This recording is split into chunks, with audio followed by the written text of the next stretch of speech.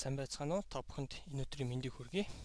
Gavlin цасны компаниас хөрөнгөний зах зээл сонирхчдод зориулан цуврал хичээл бэлтгэж байгаа лээ. Энэ удаад бид ногдол ашигын судалгаа, богино хугацааны арилжааны боломж гэсэн сэдвээр ярилцголно. Хичээлийг эхлэхээс өмнө бид та бүхэнд товчхон мэдээлэл хүргэе. Тэгэхээр ногдол ашиг гэдэг талаар бид нийтдээ 3 цуврал хичээл бэлтгэн хүргэж байгаа. 3 дахь хичээл нь бол өнөөдрийн энэ хичээл байгаа юм аа.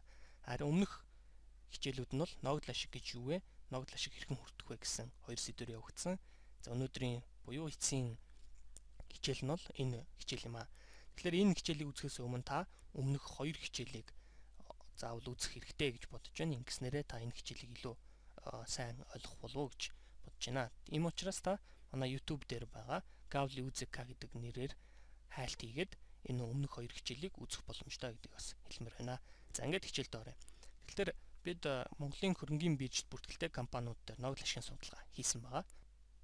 Графикаас харахад 1998 онд хөрөнгийн биржид 429 компани бүртгэлтэй байсан бол 2013 он гэхэд бол 261 болж буурсан ийм үзүүлэлттэй байна. Харин ногдол ашиг тараадаг компани тоо 18-аас 26 болж өсжээ. Бүртгэлтэй компаниудын тоо буурсаар байгаа нь сөрөг үзүүлэлт боловч ногдол ашиг тарааж байгаа компани тоо алгуур өсөж байгаа нь бол эерэг үзүүлэлт юм аа. За дараагийн энэхүү графикт бол нийт бүртгэлтэй компаниудын хэдэн хувь нь ногдол ашиг тарааж байна гэдгийг бол харуулсан байна.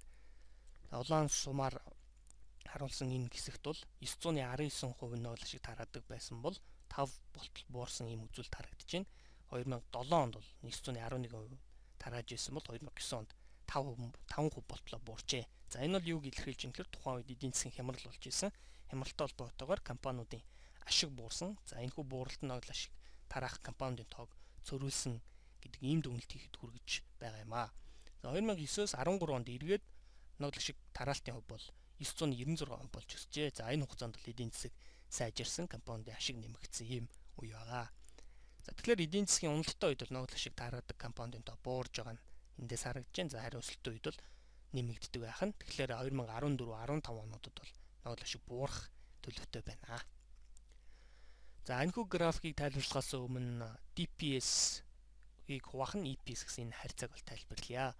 Тэгэхээр DPS-ийг хуваах нь EPS гэдэг энэ харьцааг dividend payout гэж нэрлэдэг байгаа. За тэгэхээр DPS гэдэг бол dividend per share буюу нэг хувьцаанд ногдох ногдол ашиг. За EPS буюу earnings per share буюу EPS-ийг бол нэг хувьцаанд ногдох боломжит цэвэр ашиг гэж ойлгодог. За энэ хоёрыг хуваагаад dividend payout буюу ногдол ашигын тараалт гэсэн юм харьцаа гардаг байгаа. Тэгэхээр энэ бидний авсан жишээн дээр бол 2 тэрбум төгрөгийн цэвэр ашигтай ажилласан компаниас 1 тэрбум төгрөгийн ногдол ашиг тараахаар шийдвэр гаргахад бол энэ харьцаа 50% гэж гарах нэ. За одоо графикаа тайлбарлая. Тэгэхээр энэ графикийн хувьд бол ногоон өнгөтэй график бол 5-7 компани dividend payout гэсэн харьцаа байгаа.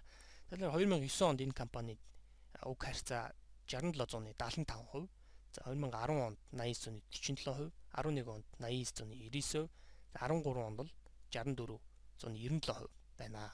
Тэгэхээр энэ юуг илэрхийлж байна гэхээр жишээлбэл 2011 онд энэ компани харьцаа 90% байгаа нь 5-7 компани 11 онд олсон ашигынхаа 90%-ийг ногдол ашиг хэлбэрээр тараасан гэсэн. Бусад компаниудын хувьд бол маш бага буюу 40%-аас бол хэтрэхгүй ийм үзүүлэлт байгаа. Тэгэхээр 5-7 компанид бол маш өндөр хэмжээний ногдол ашиг тарааж байгаа нь графикаас харагдаж байна. За сүүлийн 3 жилийн хугацаанд тогтмол ногдол ашиг тараасан компаниудын хувьд бол Апу, Говь, Талхачихэр, Баянгол зочд бодол, Улаанбаатар зочд бодол, Могонгол Адуун чулуун гэсэн компанид бол багтаж байна. За өмнөх график дээр байсан тоонуудаа жилээр нь дундажлаад аваад үзэхэд бол энэ хөснөгтөн дээр харуулсан үр дүн гарсан байна. За 5-7 компанийн хувьд бол өнгөрсөн 5 жилийн хугацаанд нийт олсон ашигынхаа 74% бол ногдол ашиг хэлбэрээр тараасан байна гэдэг ийм үзүүлэлт харагдаж байна. Тэгэхээр утга нь энд байгаа утга өндөр байх тусмаа их ногдол ашиг тарааж байна гэсэн үг.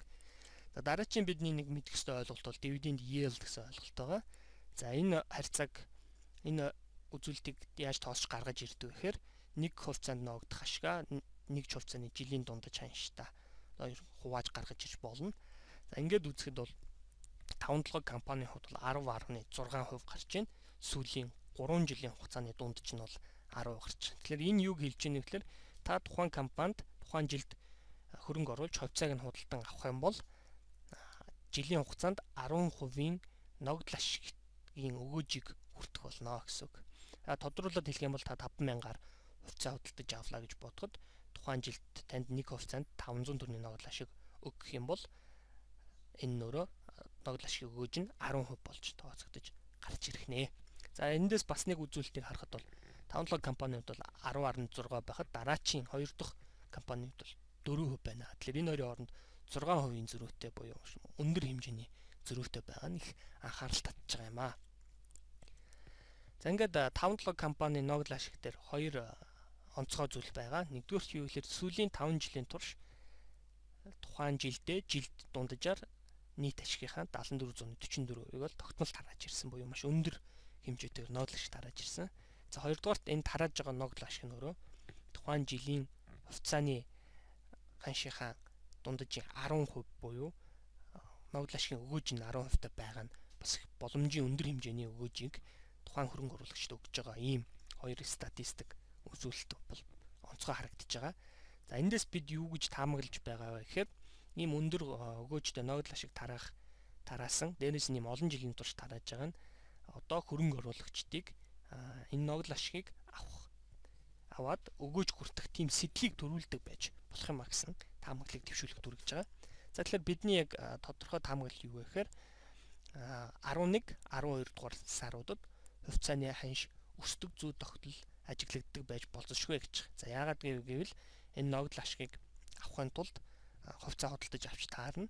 Тэгэхээр хувьцааг худалдаж авахдаа 1 сараас өмнө буюу бүртгэлийн өдрөөс өмнө буюу 11, 12 дугаар саруудаас эхэлж алгуур худалдаж авдаг байж болох юм а гэсэн таамаглалыг дэвшүүлж байгаа. За бид энэ таамаглалаа батлахын тулд хоёр статистик үзүүлэлтээр шинжилгээ хийж байгаа. За нэгдүгürt бол хэрвээ үнэхээр ногдол ашиг авахаар худалдаа авалт хийдэг бол энэ саруудад хувьцааны арилжааны ширхэг өсдөг байх ёстой. За мөн эрэлт нэмэгдэж байгаа гэдэг утгаараа бас ханш өсдөг байх ёстой гэсэн ийм хоёр үзүүлэлтийг хараад бид таамаглалаа бодит үнэн хэсгийг бол батлах юм аа. За эхний үзүүлэлт буюу арилжааны ширхгийн мэдээ графикт харагдаж байна. За хэвтээд ингэдэгтэр бол тухайн жилийн өдрийн товыг 365 хоног за харагдаж байгаа. За бусад инглектээр бол арилжаалагдсан ширхэгийг мянгачилсан байна. За яг энэ график дээр бол 13, 12, 11 оны хувьцааны ширхгийг харуулжээ. За ингээд үзэхэд оны эхний 6 сард бол арилжааны хэмжээ их идэвхтэй өндөр байдаг нь харагдаж байна. 6-аас 9 сар хүртэл буюу зуны саруудад бол арилжааны хэмжээ буурдаг нь харагдаж байна. 9, 10 дугаар сард өсөөд эргээд 11 сар хүртэл унж байгаа нь бас харагдаж байна. За харин 12 дугаар сард бол илэрхий нэмэгддэг нь графикаас бас харагдаж байгаа юм аа. Тэгэхээр бидний таамаглал батлагдахад нэг алхамны урагшилж байна гэсэн үг. Өөрөөр хэлбэл арилжаалагдсан ширхэг 12 дугаар сард өсөж байгаа нь ногдол ашиг авахын тулд хувьцааг худалдан авдаг гэсэн таамаглалыг дэмжиж байна. За энэ босоо шугам бол 300 дахь хоног буюу 11-р сарын одоо 1-ний орчим дээр зааж байгаа. За ингээд 300 дахь хоногоос хоошоогоо 365 хоног буюу оны эцэс хүртэлх хугацаанд бол арилжааны ширхэг буураад өсдөг. За 11-р сард ерөөдөө буурсан, 12-р сард өсдөг байгаа нь энэ графикаас харагдаж байна. За дараагийн бидний таамаглалаа дэмжүүлэх нэгэн үзүүлэлт бол хувьцааны ханш байгаа. За график дээр хэвтед инглэгт бол 365 хоног, босоод инглэгт хувьцааны ханш харагдаж байна. За яг энэ график дээр бол бид 2006 оноос 2013 оныг дуусталх 5-7 компани хувьцааны ханшийг л харуулсан байна.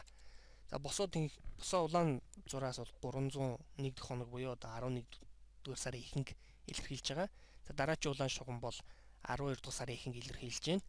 За эхний улаан мөрий бол 2009 онд хувьцааны ханш өссөн байгааг харуулж байна. 2010 онд мөн адил өссөн байна. 11 онд уналттай байна. 12 онд өсөлттэй байна. 13 онд мөн адил өсөлттэй байна. Тэгэхээр сүүлийн 5 жилээс 4 жилд нь хувьцааны ханш 11, 12 дугаар саруудад өссөн зүй тогтолондээс л харагдаж байна. За ингэж өсөхдөө 11 сард бол хувьцааны ханшийн өсөлтийн хурд харьцангуй бага, 12 дугаар сард бол нэмэгдэж ирж байгаа нь бас харагдаж байна. Тэгэхээр бидний дэвшүүлсэн таамаглалыг хувьцааны ханшийн өсөлт дэмжиж байгааг энд хэлмээр байна. За тэгвэл яг хэдэн хуваар өнгөрсөн 5 жилийн турш 11-12 саруудад хувьцааны ханш дунджаар хэдэн хувиар өссөн бэ гэдгийг графикт харуулж байна. За эртөө тэнхлэгтэр бол 60 хоног буюу 2 сарын хугацаа 11-12 дугаар сарын хугацааг харуулж байна. За бусад тэнхлэгтэр бол өсөлтийг харуулж байгаа. 11-р сарын ихээр бол хувьцааны ханш 100% буюу өсөлтгөө. За 12-р сарын эцэсгэд бол 25.59%-аар өссөн ийм дундаж үзүүлэлт статистик бол харагдаж байна. За дүгнэлт энэ мэтчлэн тогтмол ашиг тараадаг компаниудын ханш жилийн сүүлийн саруудад өсөх хандлагатай байж болох юм.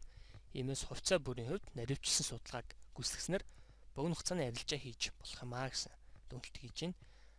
Дараагийн дүгнэлт нь бол 2014 оны үед эдийн засаг хөндөрлж дийлэнх компанид ашиг буурсан байгаа нь 2015 онд ногдол ашиг хурал магадлалыг бууруулж байна.